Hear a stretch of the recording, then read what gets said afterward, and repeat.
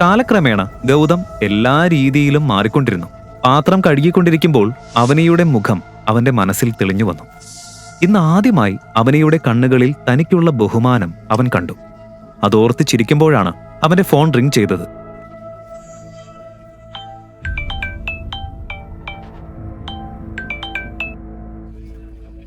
Sorry sir, ഞാൻ disturb ചെയ്തോ? Appointment ലെറ്ററിൽ സാറിന്റെ സൈൻ വേണം.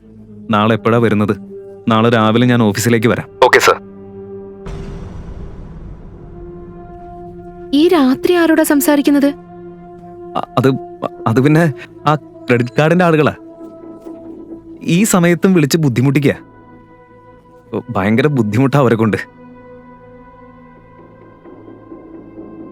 അടുത്ത ദിവസം രാവിലെ ഗൗതം വീട്ടുപണികൾ വേഗം തീർത്ത് ചാരിയറ്റ് കമ്പനിയിലേക്ക് പുറപ്പെട്ടു.